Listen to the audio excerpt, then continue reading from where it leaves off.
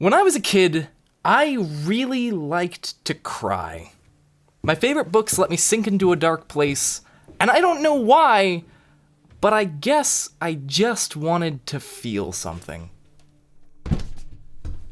There might be something wrong with me, but one of the saddest books that I ever read was The Digging-Est Dog.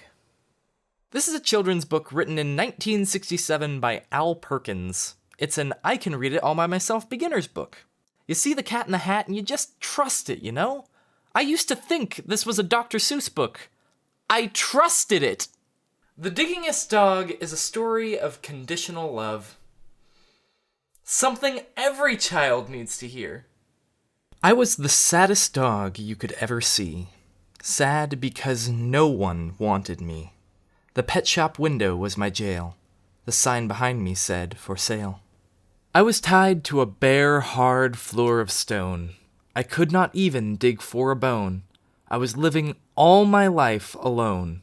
A dog that no one wanted to own. The end.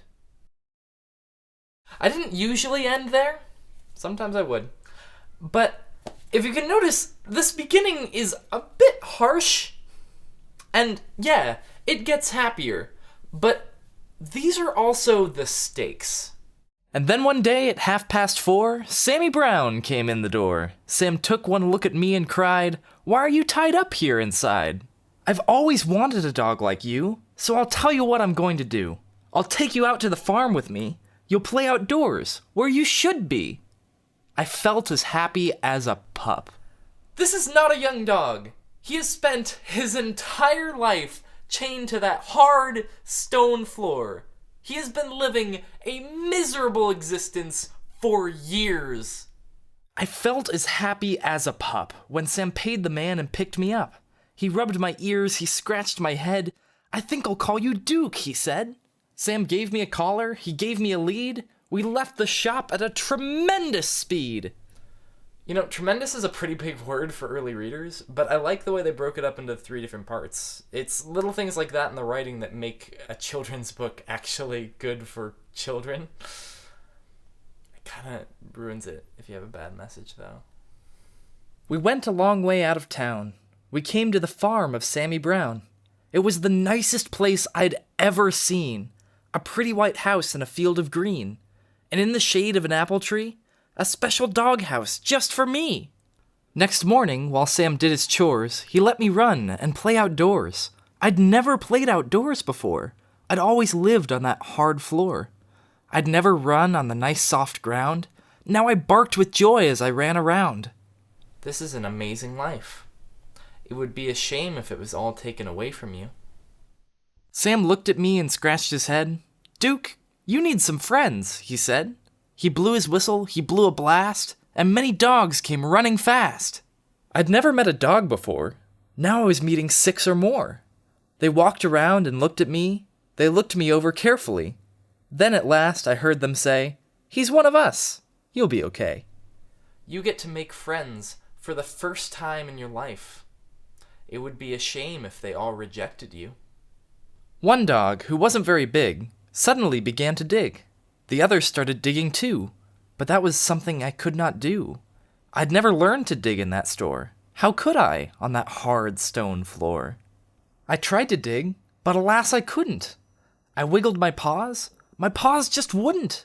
I fell on my ear, I fell on my face, I fell on myself all over the place. The others said, "Duke may be big, but he's no good. He cannot dig." They stuck their noses in the air. They walked away. They left me there. If your friends reject you for something pointless and superficial, they're probably not friends worth having. They probably weren't your friends in the first place. That's a really good message for kids. But no, friendship must be earned. "I'll teach you, Duke," cried Sammy Brown. "I'll show you how to dig deep down." He crouched beside me with his hand. He dug a hole in a pile of sand. I tried it too, but still I couldn't. I wiggled my paws just wouldn't. I'd never learned to dig in that store. How could I, on that hard stone floor? Sammy sighed. I almost cried. My eyes and nose were full of dirt. My paws and claws and elbows hurt. I had a pain across my back. I knew I'd never get the knack. You have a master who loves you and won't give up on you no matter what. It would be a shame if that was a lie. Sam felt sad, and I felt bad. If only I could make him glad. We both knew I'd never get it right. Sam and I couldn't sleep that night. So, when the sun rose in the sky, I thought I'd give it one more try. I wiggled one paw. I saw it could. I wiggled the other. I saw it would. I could dig with my paws. I could dig with my claws. I felt no pain across my back. I knew at last I had the knack. Sammy Brown looked out at me. He saw me digging happily. "Good for you, Duke," Sammy cried. "I knew you'd do it if you tried." So I dug farther. I dug faster. I dug and dug to please my master. Keep going, Duke. I am so proud of you. Don't stop doing exactly what you're doing. I dug up the grass. I dug up the weeds. I dug up the daisies. I dug up the seeds. I dug up the fence. I dug up the gates. I dug up the garden of Mrs. Thwaites.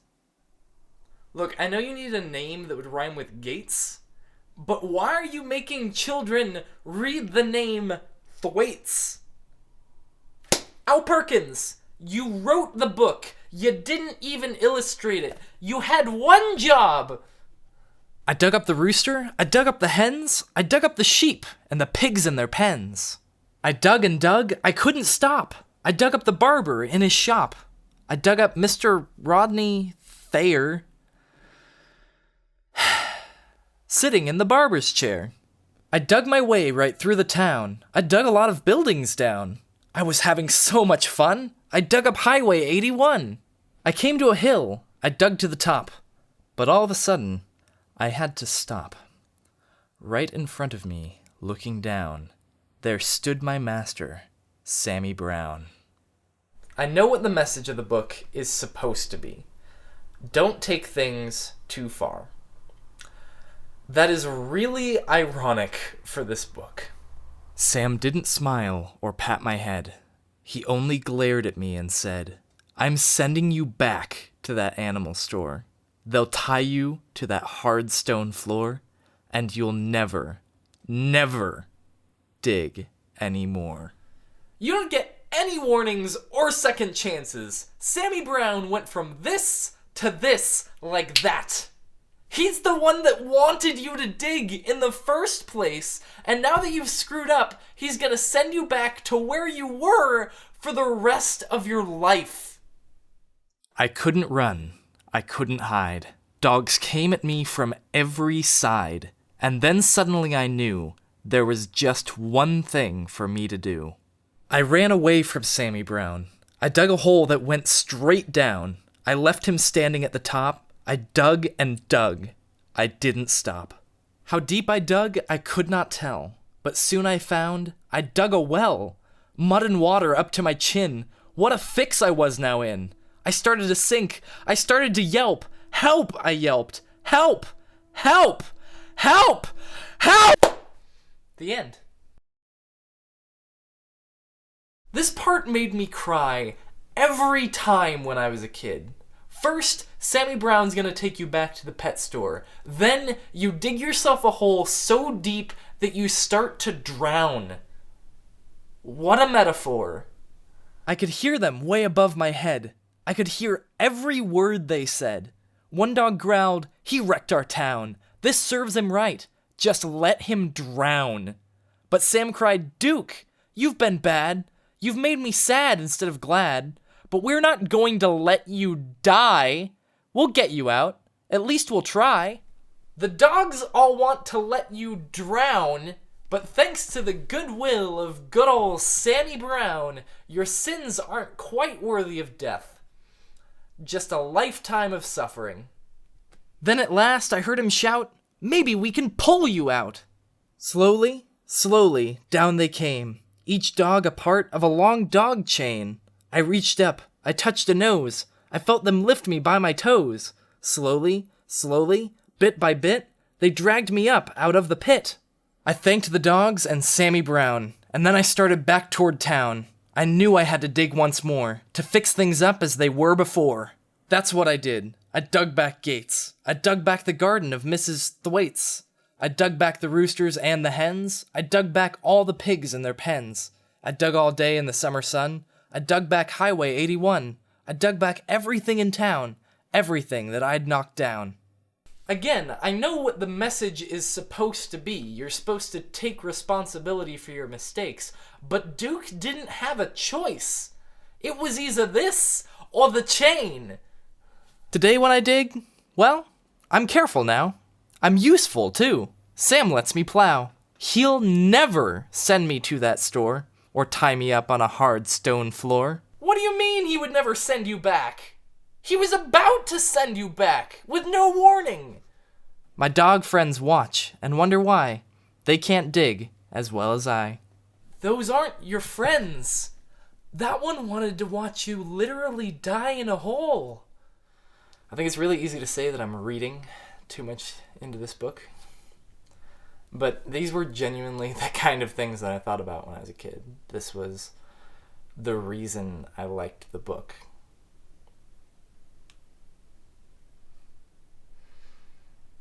I am the type of person that never feels good enough.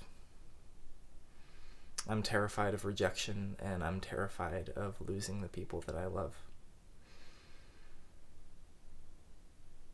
I don't know why I liked reading this book so much, but I feel like there's a reason that it resonated with me. And every time I read it, I was just kind of digging myself a deeper hole.